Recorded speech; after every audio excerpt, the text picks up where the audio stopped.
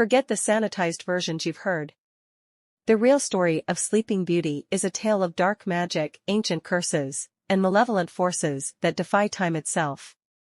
Princess Aurora, born to King Stefan and Queen Leah, was cursed at birth by a vengeful fairy named Maleficent.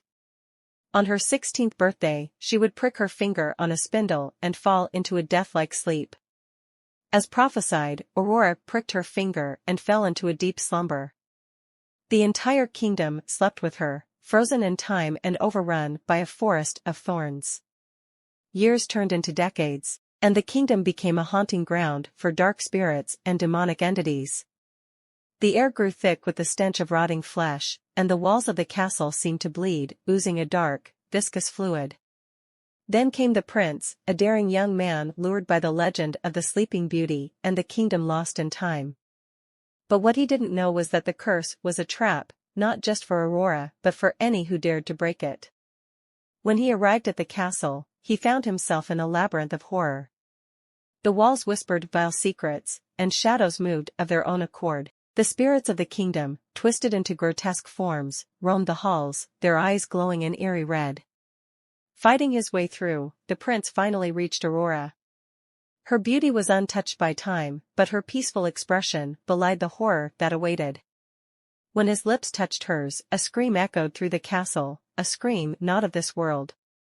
The curse was broken, but in doing so, he unleashed the dark force contained within her. Aurora awoke, her eyes glowing an eerie red.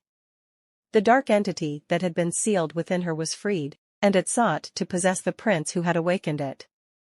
The walls of the castle seemed to close in, transforming into grotesque faces that laughed and jeered.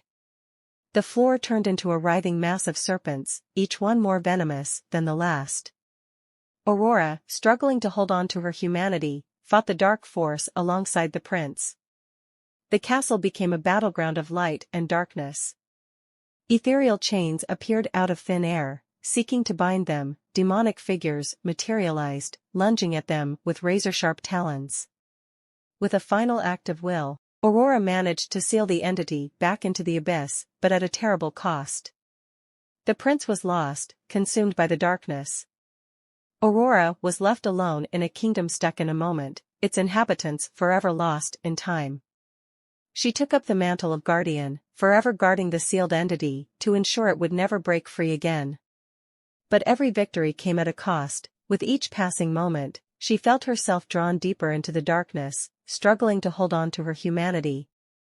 And so, she lived, not happily ever after, but as a sentinel in a never-ending war against the abyss, her every waking moment a battle to keep the darkness at bay, knowing that her struggle was eternal and her sacrifices unending. Follow for other stories.